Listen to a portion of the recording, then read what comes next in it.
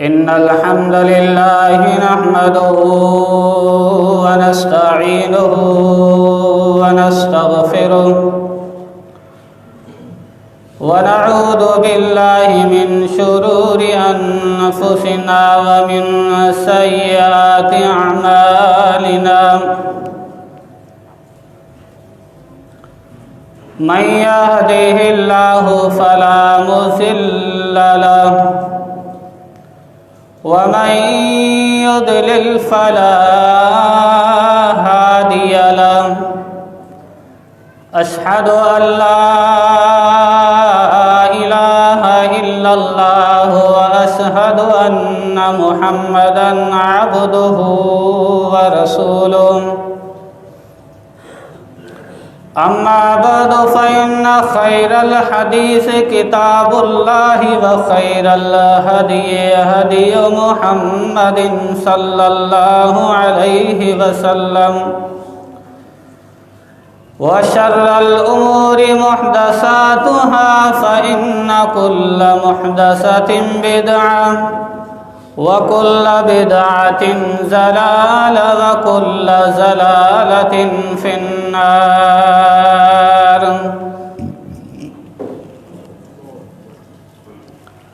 من يطع الله ورسوله فقد رشد واهتدى ومن يعص الله ورسوله فقد ضل وغوى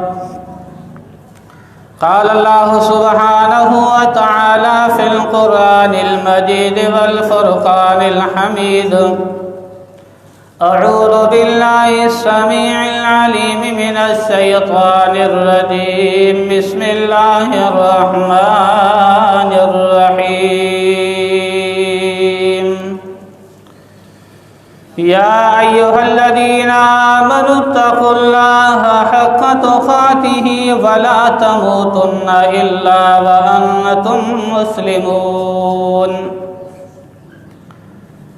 يا أيها الناس اتقوا ربكم الذي خلقكم من نفس واحدة وخلق منها زوجها وبث منهما رجالا كثيرا ونساء واتقوا الله الذي تساءلون به والأرحام إن الله كان عليكم رقيبا يا أيها الذين آمنوا اتقوا الله وقولوا قولا سديدا يصلح لكم أعمالكم ويغفر لكم ذنوبكم ومن يطع الله ورسوله فقد فاز فوزا عظيما اللهم صل على محمد وعلى آل محمد كما صليت على إبراهيم وعلى آل إبراهيم إنك حميد مجيد اللهم بارك على محمد وعلى آل محمد كما باركت على إبراهيم وعلى آل إبراهيم إنك حميد مجيد قال الله سبحانه وتعالى في مقام آخر لكن الراسخون في العلم منهم والمؤمنون يؤمنون بما أنزل إليك وما أنزل من قبلك والمقيمين الصلاة والمؤتون الزكاة والمؤمنون بالله واليوم الآخر أولئك سنؤتيهم أجرا عظيما رب اشرح لي صدري ويسر لي أمري واحلل عقدة من لساني يفقه قولي رب زدني علما رب زدني علما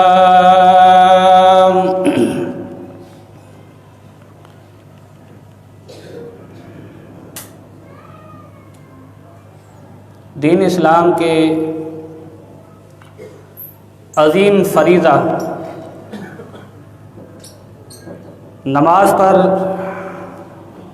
آج کا یہ تیسرا جمعہ ہے۔ نماز کی اہمیت، عظمت اور اس کے فوائد اور اس کے اجر و ثواب کے حوالے سے دنیا کے اندر انسان جتنا بھی پریشان ہو، یہ شخص اس کے سارے سہارے ختم ہو جائیں، اپنے ہی انسان کا ساتھ چھوڑ دیں، ان پریشانیوں میں انسان اکیلا رہ جائے، اللہ رب العالمین کا گھر جو ہے اس پریشان انسان کے لیے پھر بھی کھلا ہے۔ اگر کوئی چاہتا ہے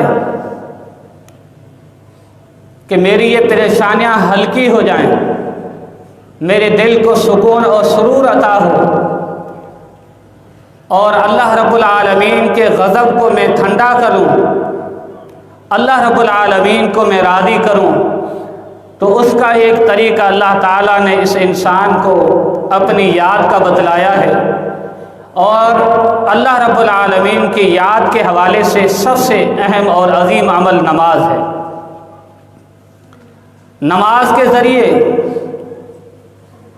یہ انسان نیکیوں کے انبار جمع کر سکتا ہے۔ دنیا کی زندگی میں جتنی پریشانیاں ہیں، جتنے مسائل ہیں، تمام پریشانیوں کا حل اللہ تعالیٰ نے اس نماز کے اندر رکھا ہے۔ فرمایا کہ الا بذکر اللہ تطمئن القلوب،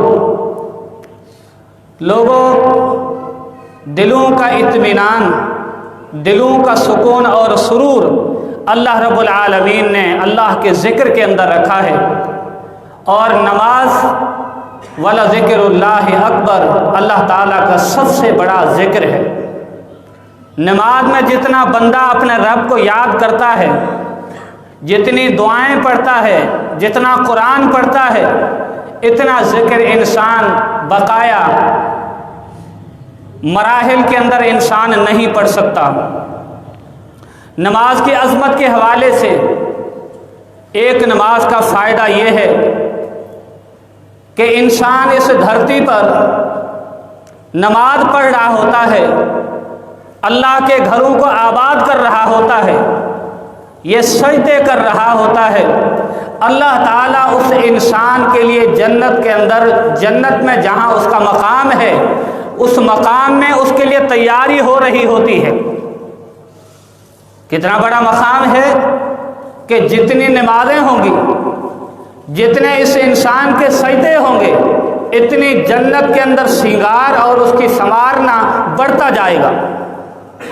جب بھی یہ نماز پڑھتا ہے تو جنت جو ہے اس انسان کے لیے تیار کی جاتی ہے بطور مہمانی کے۔ یہ انسان جنت میں مہمان ہوگا، اور اس مہمان کے لیے اللہ تعالیٰ نے وہ جنت تیار کی ہے۔ اللہ کے نبی صلی اللہ علیہ وسلم کا فرمان امام مسلم رحمہ اللہ نے اس حدیث کو کتاب المساجد کے اندر نقل کیا ہے، اور امام بخاری رحمہ اللہ نے کتاب الاذان کے اندر اس حدیث کو نقل کیا۔ سیدنا ابو ہریرہ رضی اللہ تعالیٰ عنہ بیان کرتے ہیں کہ امام کائنات محمد رسول اللہ صلی اللہ علیہ وسلم نے فرمایا، من غدا الی المسجد او راح اعد اللہ له فی الجنت نزلا کلما غدا او راح۔ اللہ کے رسول صلی اللہ علیہ وسلم نے فرمایا کہ یہ بندہ جب صبح اور جب یہ شام کرتا ہے تو اللہ کے گھر مسجد کی طرف رخ کرتا ہے، اس کی نیت یہ ہوتی ہے کہ میں جا کر نماز ادا کروں گا، نماز ادا کروں گا۔ اس کا صبح کا آنا اور شام کا آنا جب یہ آتا رہتا ہے اور نماز پڑھتا رہتا ہے، اللہ تعالیٰ فرشتوں کو حکم دیتا ہے جنت کے اندر، وہ جنت اس کے لیے تیار کی جا رہی ہوتی ہے۔ اعد اللہ لہ نزلا، اس مہمان کے لیے جنت تیار کی جاتی ہے جب بھی یہ نماز کے لیے آتا ہے، جب بھی یہ نماز پڑھتا ہے، اس کے لیے جنت کے اندر اس کے لیے تیاری ہو رہی ہوتی ہے۔ کتنی نمازیں اس نے اپنے زندگی کے اندر پڑھی، جب سے ہوش آیا جب تک اس کو موت آئی، اس انسان نے 40 50 60 سالہ زندگی کے اندر کتنی نمازیں پڑھی، اللہ کو کتنے سجدے کیے، اور اس کی تیاری کے لیے کتنا وقت جنت کے اندر لگا ہے۔ اور آپ جس محل کو جتنا خوبصورت بنانا ہو اس کے لیے جتنا وقت زیادہ لگے گا وہ محل اتنا خوبصورت بنے گا۔ تو اس نمازی کے لیے اللہ تعالیٰ جنت تیار کرواتا ہے جب یہ نمازوں کے لیے مسجد کی طرف رخ کرتا ہے اور نماز پڑھنے آتا ہے۔ کتنا بڑا مقام ہے، کتنا بڑا مرتبہ ہے، اور اس سے بڑھ کر جس جنت کی تمنا اور امید مجھے اور آپ سب کو ہے، کوئی مسلمان یہ نہیں چاہتا کہ جس کو جنت نہ ملے۔ ہر انسان کی تمنا اور ہر انسان کا سوال، ہر انسان کی آرزو یہی ہے کہ اللہ تعالیٰ مجھے جنت دے دے۔ جس جنت کے اندر ہم سب کو داخل ہونا ہے اس جنت کے اللہ تعالیٰ نے 8 دروازے رکھے ہیں، 8 دروازے رکھے ہیں۔ اس مسجد کے اندر آنے کے لیے آپ کے لیے مین گیٹ ہے، اگر مین گیٹ ہی بند کر دیا جائے تو آپ کیسے عبادت کریں گے، کیسے نماز کے لیے اندر آئیں گے؟ تو جنت کے اندر اللہ تعالیٰ نے 8 دروازے رکھے ہیں، اور ان دروازوں کے نام ہیں، ان دروازوں کے، جنت کے دروازوں کے نام ہے۔ جنت کے ایک دروازے کا نام ہے باب الریان، یعنی جو روز رمضان کے روزے رکھتے ہیں، اللہ کے اس فریضے کو ادا کرتے ہیں، ان لوگوں کو اس دروازے سے داخل کیا جائے گا۔ ان لوگوں کے لیے وہ دروازہ کھلے گا، جو روزے نہیں رکھتا اس کے لیے وہ دروازہ بند کر دیا جائے گا، وہ انسان، اس کی انٹری اس دروازے سے نہیں ہوگی۔ اور دوسرا دروازے کا نام ہے باب الصدقہ، جو زکوٰۃ ادا کرتا ہے، صدقہ دیتا ہے، ان سے انسان کے لیے وہ دروازہ کھلے گا۔ اور جو صدقہ ادا نہیں کرتا، زکوٰۃ ادا نہیں کرتا، اس انسان کے لیے جنت کا وہ دروازہ بند ہوگا، وہ انسان اس دروازے سے داخل نہیں ہو سکتا۔ اسی طریقے سے جنت کے ایک دروازے کا نام اللہ کے رسول صلی اللہ علیہ وسلم نے فرمایا فمن کان من اہل الصلاۃ دویا من باب الصلاۃ، جو انسان جس نے اس دھرتی پر، اس زمین پر رہتے ہوئے نمازیں ادا کی ہوگی، اس انسان کو جنت کے اس نماز والے دروازے سے بلایا جائے گا۔ فرشتے آواز دیں گے، اے نمازی اس دروازے سے آ کر تو داخل ہو جا۔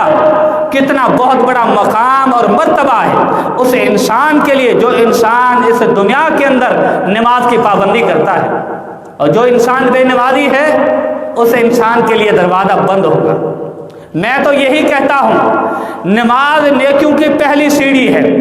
جو نماز پڑھتا ہے وہ زکوٰۃ بھی دیتا ہے، جو نماز پڑھتا ہے وہ رمضان کے روزے بھی رکھتا ہے۔ بے نمازی انسان کے دل کے اندر نہ روزوں کی قدر ہوتی ہے، نہ صدقہ اور زکوٰۃ کی قدر ہوتی ہے، وہ اللہ کا دشمن اور اللہ کا باغی ہوتا ہے، اس کو دنیا کے علاوہ کوئی چیز نظر ہی نہیں آتی۔ تو اگر ہم چاہتے ہیں کہ اللہ تعالیٰ جنت کا یہ دروازہ باب الصلاۃ ہمارے لیے کھلوا دے، اور فرشتے ہمیں ہر دروازے سے آوازیں دیں، اے نمازی تو آ جا تیرے لیے دروازہ کھلا ہے، اے روزے دار تو آ جا تیرے لیے دروازہ کھلا ہے۔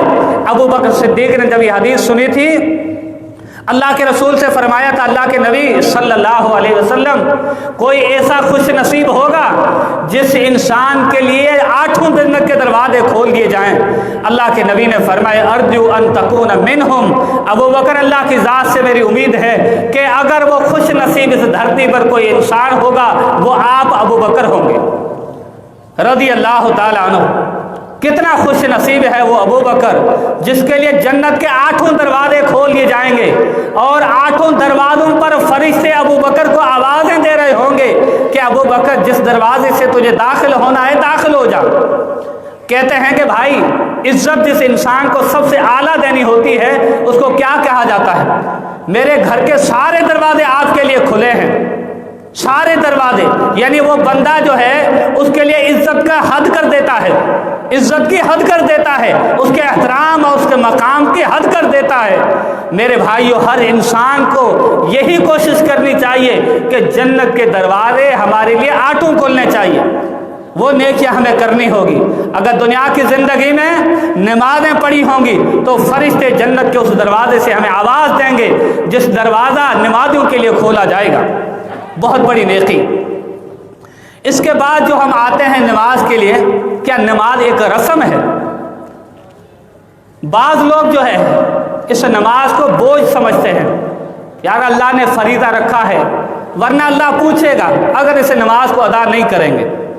اور یہ شخص آیا ہے، اس نے وضو بھی بے ترتیبی سے کیا ہے، اس کو پتہ نہیں ہے کہ میں نے وضو کے اعضاء 3 مرتبہ دھوئے یا 7 مرتبہ دھوئے ہیں، حالانکہ وضو کے لیے شرط ہے اگر آپ نے 3 سے زیادہ اعضاء دھوئے تو آپ کا وضو نہیں ہوگا۔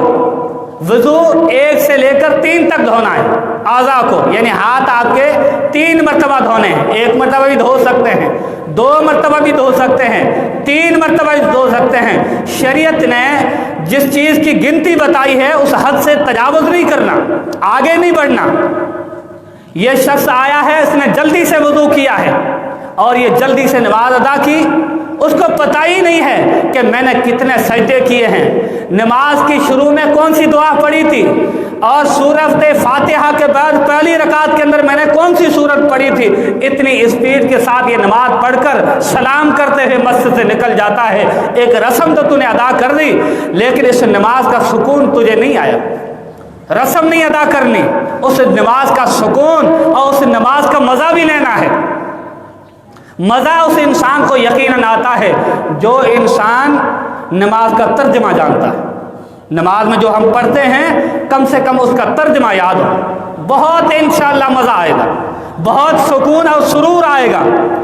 یہ نمازی اللہ اکبر کہہ کر قیام، پہلا رکن جو ہے نماز کا قیام ہے، اللہ اکبر کر کے ہاتھ انسان باندھتا ہے اور یہ اپنے سینے پر ہاتھ رکھتا ہے، اللہ سے یہ اقرار اور پختہ عہد کرتا ہے میرا رب تیری عزت میرے سینے کے اندر ہے، میرے دل کے اندر تیری عزت ہے، اور یہ سینے پر ہاتھ باندھ کر یہ دعائیں شروع کر دیتا ہے۔ پہلے بڑائی کا بیان کرتا ہے، اللہ اکبر، اللہ تو سب سے بڑا ہے، سب سے بڑا ہے، اور یہ اپنے ہاتھوں کو اٹھا کر ساری خواہشات کو اپنے کندھوں کے پیچھے پھینک دیتا ہے۔ ابھی اپنے رب کو یاد کرنا ہے۔ یاد کرنے کا انداز کیا ہے اس کا؟ عاجزانہ انداز ہو، اللہ کا خوف ہو۔ اللہ کے نبی صلی اللہ علیہ وسلم کا فرمان ہے، صحیح بخاری کی حدیث ہے کتاب الایمان میں، امام بخاری نے اس حدیث کو نقل کیا۔ اللہ کے نبی صلی اللہ علیہ وسلم نے فرمایا کہ تیری عبادت کا انداز یہ ہونا چاہیے، ان تعبد اللہ کأنک تراہ فإن لم تکن تراہ فإنہ یراک۔ بندہ تو جب اللہ کی بندگی کرے، اللہ کی عبادت کرے تو تیرا انداز یہ ہونا چاہیے، تیرے دل اور دماغ کے اندر یہ سوچ ہونی چاہیے کہ کأنک تراہ، گویا کہ تو اپنے رب کو دیکھ رہا ہے، اللہ کو تو دیکھ رہا ہے۔ ایک بڑا انسان ہوتا ہے، ایک شاگرد ہوتا ہے، وہ استاد کے سامنے کس انداز سے کھڑا ہوتا ہے، کس ادب کے لہجے میں کھڑا ہوتا ہے، بالکل کوئی ایسی حرکت نہیں کرتا جو استاد کے ادب کے خلاف ہو۔ تو یہ نمازی نماز میں کھڑا ہوتا ہے، اپنے رب کے سامنے کھڑا ہوتا ہے، اس کی کیفیت یہ ہونی چاہیے کہ میرا اللہ مجھے دیکھ رہا ہے۔ شاگرد کو جب پتہ چل جائے کہ میرا استاد دیکھ رہا ہے تو وہ شرارتیں نہیں کرے گا، وہ سنجیدہ بیٹھا رہے گا۔ یہ ہمارا اللہ ہے۔ اللہ رب العالمین کے سامنے انسان کے پر یہ ضروری ہے کہ ادب کے ساتھ کھڑا ہو جائے اپنے رب کے سامنے۔ آگے فرمائے فَإِن لَمْ تَكُنْ تَرَاهُ فَإِنَّهُ يَرَاكَ۔ اگر یہ خیال تجھے نہیں آتا تو اپنے دل میں یہ خیال ضرور رکھ لے کہ اللہ تجھے دیکھ رہا ہے، اللہ تجھے دیکھ رہا ہے کہ میرا بندہ کس انداز کے ساتھ نماز ادا کر رہا ہے، کیا اس کے دل کے اندر عاجزی ہے۔ یہ تو نہیں ہے کہ نماز میں تو کھڑا ہے لیکن اس کی نظریں دائیں بائیں چل رہی ہیں، دیواروں کی طرف چل رہی ہیں، ادھر ادھر دیکھ رہا ہے۔ جو انسان نماز میں ادھر ادھر دیکھتا ہے اس انسان کے نماز کا سکون اور سرور ختم ہو جاتا ہے۔ سجدے کی جگہ دیکھنا ہے، نماز کے اندر کھڑے ہوئے اور سجدے کے اندر دیکھنا ہے۔ میرے بھائیوں، اس کے بعد یہ انسان کیا کرتا ہے؟ یہ انسان کھڑے ہونے کے بعد ثنا پڑھتا ہے۔ تقریباً ساتھیوں کو ایک ہی دعا یاد ہے، سبحانک اللہم و بحمدک و تبارک اسمک و تعالی جدک و لا الہ غیرک۔ ٹھیک ہے، اچھی دعا ہے، لیکن آپ کو پتہ ہے دعائیں بہت زیادہ ہیں ثنا کی جگہ پر۔ ثنا کی جگہ پر اور بھی دعائیں ہیں۔ آپ نفلی عبادت پڑھ رہے ہیں، نفلی سنتیں پڑھ رہے ہیں یا اکیلے ہی نماز پڑھ رہے ہیں تو کبھی وہ دعا پڑھ لیں، کبھی وہ پڑھ لیں، کبھی تینوں چاروں دعائیں پڑھ لیں۔ ثنا کی جگہ پر شروع کے اندر صلی اللہ علیہ وسلم کا بادشاہوں کا بھی بادشاہ ہے، جو بادشاہوں کا بھی بادشاہ ہے۔ بندہ کھڑا ہے، عاجزی کا انداز ہے، اقرار کر رہا ہے۔ اللہ دنیا کے بادشاہوں کو آپ نے دیکھا ہے آج کل ایک دوسرے کے پیچھے لگے ہوتے ہیں، اخبار اٹھائیں، ٹی وی کھولیں، آپ کو یہی سیاستدانوں کو نظر آئے گا، ایک دوسرے کے لڑنے کے پیچھے ہیں، بس کرسی بچانا ہی ہے کسی بھی طریقے کے ساتھ، بس لڑتے ہی رہیں گے۔ یہ بادشاہوں کا انداز ہے۔ یہ بندہ کھڑا ہے، ان بادشاہوں کے بادشاہ کا ذکر کر رہا ہے، اللہم انت الملک لا الہ الا انت، اے میرے اللہ تو بادشاہوں کا بادشاہ ہے۔ عاجزی میں کھڑا ہے اور اللہ کی بادشاہی کا اقرار کر رہا ہے، لا الہ الا انت، اللہ تیرے علاوہ کوئی عبادت کا لائق نہیں۔ اللہ عبادت کا اگر حق اس دھرتی پر کسی ہستی کو حاصل ہے، وہ اللہ تیری، صرف تیری ہی ہستی ہے، اللہ تیری ہستی ہے۔ اس کے بعد بڑا عظیم جملہ ہے، بڑا عظیم جملہ ہے، کہتا ہے انت ربی وانا عبدک، اللہ تو میرا رب ہے، مجھے پالنے والا ہے، سب کچھ دینے والا ہے، وانا عبدک، اللہ میں تیرا بندہ ہوں، میں تیرا نوکر ہوں، میں تیرا غلام ہوں۔ حد کر دی بندے نے، کھڑا ہے نماز میں ثنا کی جگہ یہ ثنا پڑھ رہا ہے، اللہم انت ربی، اللہ تو میرا پالنے والا رب ہے، وانا عبدک، اللہ میں تیرا غلام ہوں، میں تیرا نوکر ہوں، میں تیرا نوکر اور غلام ہوں، اس نماز میں کھڑے ہو کر تجھے پکار رہا ہوں۔ اور اس کے بعد اپنے غلامی کا ذکر اور عاجزانہ انداز بیان کرنے کے بعد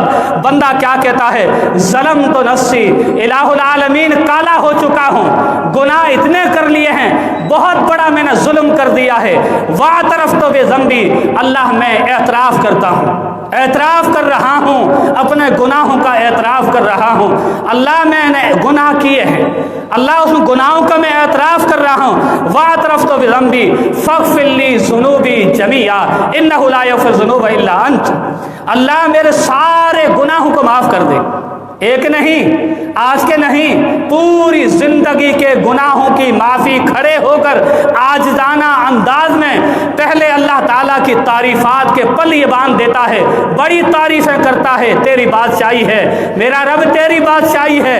اس کے بعد اپنے غلام ہونے کا اقرار کرنے کے بعد، اپنے گناہوں کے اقرار کرنے کے بعد اللہ سے گناہوں کی معافی طلب کرتا ہے، انہ لا یغفر الذنوب الا انت، اللہ میرے گناہوں کو تیرے علاوہ اس دھرتی پر کوئی ایسی ہستی نہیں جو معاف کرنے والی ہے، اللہ میرے سارے گناہوں کو تو معاف کر دے، اللہ میرے سارے گناہوں کو تو معاف کر دے۔ یہ بندہ اللہ کے سامنے التجا نماز میں کھڑے ہو کر عرض کر رہا ہے، انہ لا یغفر الذنوب الا انت، اللہ میرے گناہوں کو تو ہی معاف کرنے والا ہے، وہدنی لاحسن الاخلاق لا یہدی لاحسنها الا انت، واصرف عنی سیئها لا یصرف عنی سیئها الا انت، لبیک وسعدیک والخیر کلہ فی یدک۔ اللہ سے دعائیں کر رہا ہے، کیا کہتا ہے کہ اللہ میرے اخلاق کو بہتر بنا دے، اخلاقوں کو اچھا بنانے والی تیری ذات ہے۔ ہم سمجھتے ہیں کہ ہم پہلی صف کے نمازی ہیں، 5 وقتی نمازی پابندی سے ادا کرتے ہیں، لیکن میرا اور آپ کا اخلاق اگر اچھا نہیں ہے تو ایسی عبادت کا کوئی فائدہ نہیں، ایسی عبادت کا کوئی فائدہ نہیں۔ آپ نے وہ حدیث اس عورت کی سنی ہوگی جس کی زبان سے پڑوسی پریشان تھے، جس عورت کی زبان سے پڑوسی پریشان تھے، وہ عورت نفلی نمازیں بھی پڑھتی تھی، نفلی صدقات بھی کرتی تھی۔ اللہ کے نبی سے جب پوچھا گیا، آپ نے فرمایا کہ ہی فی النار، یہ جہنمی عورت ہے، نماز کا کوئی فائدہ نہیں، صدقات کا کوئی فائدہ نہیں اگر ہمارا اخلاق اچھا نہیں ہے۔ میرے بھائیوں، اگر اخلاق پر میں خود اور آپ سب، ہر انسان بخوبی اپنے آپ کو چیک کر سکتا ہے۔ آپ دیکھیں کہ میری اور آپ کی ذات سے کوئی بھائی پریشان تو نہیں ہے، ہماری زبان سے، ہمارے اخلاق سے، ہماری عادات سے، ہماری کردار سے کوئی ہمارا بھائی پریشان تو نہیں ہے۔ اگر پریشان ہے تو ہمارا اخلاق زیرو کے اندر ہے، زیرو کے اندر ہے، زیرو کے اندر ہے۔ اخلاق کو چیک کریں، دیکھیں ہر ایک کے ساتھ ہمارا نرمی والا لہجہ ہو، اچھا لہجہ ہو، ہر انسان کے دل کے اندر میری اور آپ کی عزت ہونی چاہیے، کسی انسان کی دل نہیں دکھانی، یہ اخلاق ہے۔ یہ بندہ نماز میں کھڑے ہو کر رب سے اچھے اخلاق کا سوال کرتا ہے، لمبی دعا ہے، وقت نہیں ورنہ ایک ہی دعا کے اندر پورا جمعہ ہو جائے، ایسی ایسی عظیم دعائیں ہیں۔ اور اس کے بعد دوسری دعا اللہم باعد بینی و بین خطایا، صحیح بخاری کی حدیث ہے، اللہ میرے گناہوں کے اندر اتنی دوری کر دے جتنی مشرق سے، جہاں سے سورج طلوع ہوتا ہے، جہاں پہ سورج غروب ہوتا ہے، اتنے گناہ میرے دور کر دے۔ وغسلنی، اللہ میرے گناہوں کو دھو دے، کس کے ساتھ؟ بالماء والثلج والبرد، اللہ پانی کے ساتھ، اللہ برف کے ساتھ، اللہ اولو کے ساتھ میرے گناہوں کو معاف دھو ڈال۔ اور کما نقیت الثوب الابیض من الدنس، اللہ ایسے دھو دے جیسے سفید کپڑا میل کے بعد دھویا جاتا ہے، کتنا صاف ہو جاتا ہے، اتنا دھو دے۔ یہ بندہ بار بار گناہوں کی دھلائی کے اللہ سے سوال کر رہا ہے۔ یہ نمازی نماز میں کھڑے ہو کر، ابھی تو قیام شروع ہوا ہے، پہلے رکن میں آپ کھڑے ہیں، یہ عظمت کس کو حاصل ہو رہی ہے؟ کیا بازار میں بیٹھے ہوئے چلتے ہوئے اس انسان کو حاصل ہوتی ہے؟ کیا ان ہوٹلوں کے پر کچہری کرنے والوں کو حاصل ہوتی ہے؟ کیا ان نوجوانوں کو جو اپنے گھروں کے اندر غفلت والی زندگی گزار رہے ہیں ان کو حاصل ہوتی ہے؟ نہیں میرے بھائیوں، یہ نمازی کو حاصل ہوتی ہے۔ نمازی نماز میں کھڑے ہو کر یہ دعائیں مانگتا ہے اور اس کو یہ عظمت حاصل ہے، بار بار گناہوں کی دھلائی کے اللہ تعالیٰ سے سوال کرتا ہے۔ بڑی عظمت ہے۔ یہ تو میں نے آپ کو ثنائیں بتائی ہیں، اور بھی ثنائے کی دعائیں ہیں۔ ثنا شروع میں سورہ فاتحہ سے پہلے، اور اس کے بعد کیا پڑھتا ہے بندہ؟ سورہ فاتحہ شروع ہو گئی، بندہ نماز میں کھڑا ہوتا ہے، سورہ فاتحہ شروع کر دیتا ہے، الحمدللہ رب العالمین، صحیح مسلم کی حدیث ہے۔ اللہ کے نبی صلی اللہ علیہ وسلم کا فرمان، آپ صلی اللہ علیہ وسلم نے فرمایا کہ قسمت الصلاۃ بینی و بین عبدی نصفین ولعبدی ما سأل، اللہ کے نبی نے فرمایا کہ میں نے اپنے اور بندے کے درمیان کے اندر نماز کو تقسیم کر دیا ہے، سورۃ فاتحہ کو تقسیم کر دیا ہے، آدھی میرے لیے ہے اور آدھی میرے بندے کے لیے ہے، آدھی میرے لیے ہے، آدھی میرے بندے کے لیے ہے۔ کیا کہتا ہے یہ بندہ؟ اذا قال العبد الحمدللہ رب العالمین، بندہ جب کہتا ہے سب تعریفیں پالنے والے رب کے لیے، اللہ کیا کہتا ہے؟ حمدنی عبدی، میرے بندے نے میری تعریف کر دی۔ یہ بندہ یہاں پہ کھڑا ہے مسجد میں، اور ساتوں آسمانوں پر، عرش مولا پر رحمان اس کا جواب دے رہا ہے کہ حمدنی عبدی، میرا بندہ میری تعریف کر رہا ہے۔ اللہ وہ ذات ہے، اللہ وہ ذات ہے جو کالی چونٹی کالی رات کے اندر کالے پہاڑ کی چوٹی پر بھی چلتی ہے، تو میرے رب کو پتا ہے کہ یہ چونٹی کہاں چل رہی ہے، کیا مانگ رہی ہے۔ وہ اللہ اس نمازی کی اس سورہ فاتحہ الحمدللہ رب العالمین پڑھتا ہے تو اللہ اس کا جواب دیتا ہے، میرے بندے نے میری تعریف کر دی، حمدنی عبدی، میرے بندہ میری تعریف کر رہا ہے۔ اور اس کے بعد کیا کہتا ہے؟ وَإِذَا قَالَ، اور یہ بندہ کہتا ہے الرحمن الرحیم، میرا اللہ وہ ہے جو دنیا کی زندگی میں بھی میرے حال پہ رحم کرتا ہے، آخرت میں بھی میرے حال پہ اللہ رحم کرنے والا ہے۔ اور یہ بندہ اقرار کر رہا ہے اس نماز میں کھڑے ہو کر عاجزانہ انداز کے اندر، اللہ اس کا جواب دیتا ہے، اثنا علی عبدی، میرا بندہ میری تعریف کر رہا ہے، میرا بندہ میری تعریف کر رہا ہے۔ آگے بندہ کہتا ہے مالک یوم الدین، میرا وہ اللہ ہے جو قیامت کے دن کا مالک ہے، قیامت کے دن کا مالک ہے۔ اور اللہ کیا کہتا ہے؟ مجدنی عبدی، میرا بندہ میری بزرگی بیان کر رہا ہے۔ اور لوگ کیا کہتے ہیں؟ لوگ کہتے ہیں بھائی سورہ فاتحہ نہیں پڑھا کرو امام کے پیچھے، امام کے پیچھے سورہ فاتحہ نہیں پڑھنی۔ جو انسان اللہ سے ہدایت کا سوال نہیں کرتا اس کو ہدایت نہیں ملتی۔ آپ کو مبارک ہو اہل حدیثوں، تمہیں مبارک ہو، تم ہر رکعت کے اندر، چاہے جنازے کی ہو، چاہے فرضی نماز ہو، چاہے امام کے پیچھے ہو، ہر حال میں آپ کو سورۃ فاتحہ پڑھنی ہے۔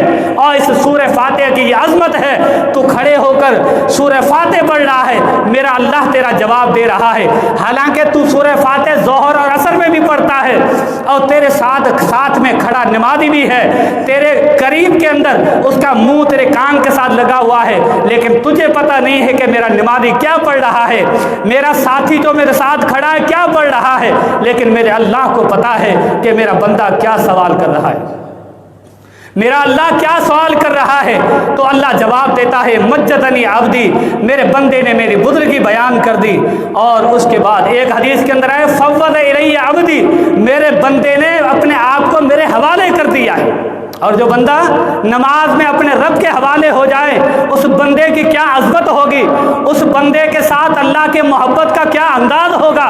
تو خوش نصیبی ان لوگوں کے حصے کے اندر ہے جو نماز کے اندر سورہ فاتحہ پڑھتے ہیں۔ ہم تب تو کہتے ہیں کہ صحیح بخاری کی حدیث ہے میرے بھائیو، لا صلاۃ لمن لم یقرأ بفاتحۃ الکتاب، کوئی رکعت نہیں ہے، کوئی نماز نہیں ہے کہ جس کے اندر سورہ فاتحہ نہ پڑھی جائے، کوئی نماز نہیں ہے۔ اور اس کے بعد کیا سوال ہے، یہ عادی ہو گئی میرے اللہ کے لیے۔ اس کے بعد ایک اقرار کر رہا ہے، ایاک نعبد و ایاک نستعین، اللہ تیری بندگی کرتا ہوں اور تجھ سے مدد مانگتا ہوں۔ یعنی ساری عبادتیں جتنی بھی عبادت ہو، مانگنا ہو، جھکنا ہو، سجدہ کرنا ہو، ساری عبادتوں کا اقرار یہاں پہ کھڑا یہ نمازی اللہ سے کر رہا ہے کہ تیرے در کو کبھی نہیں چھوڑوں گا، غیروں کے در پہ کبھی نہیں جاؤں گا۔ وَإِيَّاكَ نَسْتَعِينُ، مدد کے سارے وسائل اللہ کو دے رہا ہے، کسی سے مدد نہیں مانگوں گا۔ اگر مجھے پریشانی کا عالم آیا، پریشان ہو گیا، نماز میں کھڑے ہو کر یہ نمازی اقرار کر رہا ہے کہ اللہ مدد بھی تجھ سے ہی مانگوں گا۔ اور اس کے بعد بڑا عظیم سوال ہے، اهدنا الصراط المستقیم، اللہ مجھے سیدھا راستہ دکھا دے، سیدھا راستہ دکھا دے۔ اگر سیدھے راستے کا ہم سوال نہیں کرے گا تو کہاں سے ملے گا؟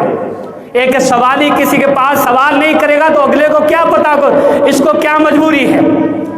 اللہ کو تو پتا ہے، میرے رب کو تو پتا ہے، لیکن اللہ چاہتا ہے کہ بندہ بار بار سوال کرے اور بار بار اس بندے کو میں عطا کروں۔ تو میرے بھائیوں، بھلے آپ فرض نماز کے اندر ہو، نمازی جو ہے امام کے پیچھے آپ کو جو ہے سورہ فاتحہ آپ کے پر فرض ہے پڑھنا، اگر آپ نہیں پڑھتے تو آپ کی وہ رکعت نہیں ہوتی، آپ کی وہ رکعت نہیں ہوتی۔ یہ نماز یہ اقرار کر رہا ہے، فرمایا کہ آدھی میرے لیے ہے اور آدھی اللہ کے لیے ہے۔ سورہ فاتحہ کی ایک معنی اور ایک نام دعا بھی ہے، سورہ فاتحہ کا ایک نام جو ہے صلاۃ بھی ہے، نماز بھی ہے، یعنی نماز کا یہ حصہ ہے اور یہ دعا بھی ہے۔ آخر میں کہتا ہے وَلَضَّالِّينَ، وَلَضَّالِّينَ کے بعد مسجد گونج جاتی ہے۔ اس مسجد کے گونجنے میں بھی بڑی لوگوں کو چڑ ہے، مسجد کے گونجنے کے اندر بھی بڑی چڑ ہے۔ مسجد کے گونجنے میں اللہ کے نبی صحیح بخاری کی روایت ہے، فرمایا کہ جس انسان کی آمین فرشتوں کی آمین سے مل گئی، غفر لہ ما تقدم من ذنبہ، اللہ پہلے والے سارے گناہ مٹا دیتا ہے۔ کتنی بڑی عظمت ہے اس آمین کہنے کی وجہ سے۔ یہ دعا ہے، دعا ختم ہوئی ہے، بندے نے آمین کہی ہے، مسجد گونج گئی ہے۔ یہ نہیں کہ بہت زور سے کہنی، نہیں، ساتھ والا سن لے، اور ساتھ والا سنتا ہے تو اتنے ساتھی ہوتے ہیں تو مسجد گونج جاتی ہے۔ اس آمین کی بڑی اہمیت ہے، بڑی عظمت ہے۔ آمین کہنے کی وجہ سے آپ کے گناہ اور میرے گناہ معاف ہو گئے۔ غفر لہ ما تقدم من ذنبہ، تیرے اور میرے گناہ معاف ہو گئے۔ میرے بھائیوں، کیا کچھ اس کی عظمت بیان کی جائے سورہ فاتحہ، اس کے علاوہ کیا اجر ہے؟ نمازی نماز میں یہ قرآن پڑھتا ہے، اور قرآن پوری نماز میں جو ہے قیام میں پڑھا جاتا ہے۔ جب کھڑا ہوتا ہے بندہ، ثنا کے بعد قرآن شروع ہو جاتا ہے، اور آپ جتنی آیتیں پڑھتے ہیں، صحیح مسلم کی حدیث ہے، جو انسان نماز میں ایک آیت قرآن کی پڑھتا ہے اس کو ایک حاملہ اونٹنی صدقہ کرنے کے برابر اجر و ثواب ملتا ہے۔ ایک حاملہ اونٹنی صدقہ کرنے کے برابر اجر عطا کیا جاتا ہے جو انسان نماز کے اندر ایک قرآن کی آیت پڑھتا ہے۔ کتنا بڑا اجر ہے، یہ کس کو حاصل ہے؟ گھر میں بیٹھے ہوئے انسان کو نہیں، بلکہ نمازی کو، یہ نمازی انسان کو حاصل ہے کہ ایک آیت پڑھی ہے۔ ایک حاملہ اونٹنی، بڑی عرب کی قیمتی اونٹنی ہویا کرتی تھی، اس کی مثال بیان کی گئی ہے، کتنی قیمتی، اور وہ اس کو اجر انسان کو ملتا ہے۔ آپ جتنا آپ کو قرآن یاد ہیں اتنا آپ پڑھتے جائیں، اتنی آیتیں پڑھتے جائیں، اتنی اونٹنیاں صدقہ کرنے کے برابر آپ کو اجر ملتا رہے گا۔ اور اس کے علاوہ کیا، ایک حرف پر 10 نیکیاں مل رہی ہیں۔ الحمد، الف لام ہا میم دال، 5 لفظ ہیں، 5 لفظوں کے اندر آپ کو 50 نیکیاں ملی ہیں۔ قرآن کے ایک حرف پر 10 نیکیاں، اور آپ کو 50 نیکیاں صرف الحمد لفظ کہنے پر ملی ہے۔ تو یہ کس کو حاصل ہے؟ ایک نمازی انسان کو حاصل ہے۔ میرے بھائیوں، بہت بڑی عظمت ہے اس نماز کی۔ اس نماز سے اپنے تعلق کو جوڑیں، نماز پڑھیں، نماز کی پابندی کریں۔ اللہ نے بہت بڑا خیر رکھا ہے، بہت بڑی بھلائی رکھی ہے، بہت بڑا اجر رکھا ہے، اپنی رضا رکھی ہے، گناہوں کی دھلائی ہوتی ہے، اللہ کی رضا ملتی ہے، دلوں کو سکون ملتا ہے۔ میرے بھائیوں، ساری پریشانیاں ختم ہو جاتی ہیں یہ بندہ نماز پڑھ کے نیکیوں کے انبار جمع کرتا ہے۔ آج ایک ہی رکن بیان کر سکا، انشاءاللہ العظیم موقع ملا تو یہ جو نماز کا بیان جو ہے اور بھی انشاءاللہ رہے گا، اور بھی انشاءاللہ رہے گا۔ یہ بڑا عظیم عنوان ہے اور اس عنوان کی اشد ضرورت ہے ہمارے گھروں کے اندر، ہمارے جوانوں میں، ہمارے بچوں میں، ہمارے بہنوں اور ماؤں کے اندر، ہمارے بھائیوں کے اندر اس نماز کے اندر بڑی کوتاہی ہے، بڑی کوتاہی ہے۔ سنتے بھی ہیں، اس کے باوجود عمل نہیں ہے۔ میرے بھائیوں، خدا را عمل کریں۔ شاید کسی بھائی کے دل میں میری بات چلی جائے، کوئی بھائی نمازی بن جائے، اس کی آخرت سنور جائے، میرے لیے نیکی ملے گی اور آپ جنت کے اندر چلے جائیں گے، یہ میرے لیے بہت بڑی فلاح ہوگی۔ میرے بھائیوں، سوچئے، ہر انسان اپنی قبر میں جانے والا ہے، اپنی قبر میں جانے والا ہے۔ اپنے آخرت کی فکر رکھیں۔ دنیا کی مختصر زندگی کے مجھے اور آپ کو فکر ہے، لیکن آخرت کی بھی فکر رکھیں۔ جوان ہو، بوڑھے ہوں، آپ کے گھر کو بھی دیکھیں، سب کو نمازی بنائیں۔ یہ انشاءاللہ موضوع اور بھی چلے گا۔ آج کا یہ تیسرا جمعہ نماز پر تھا۔ اللہ تعالی ہم سب کو نمازی بنائے، ہمارے گھروں کی رونق بنائے، ہمارے اولاد کو نمازی بنائے، ہمارے ماں باپ کو نمازی بنائے، اور ہمارے گھروں اور مسجدوں کو آباد کرنے کی اللہ توفیق عطا فرمائے۔ وآخر دعوانا ان الحمدللہ رب العالمین۔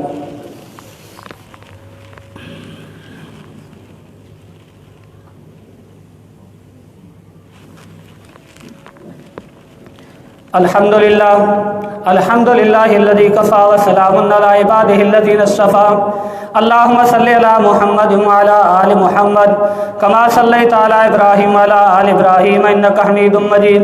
اللہم بارک علی محمد وعلی آل محمد کما بارکت علی ابراہیم وعلی آل ابراہیم انک حمید مجید۔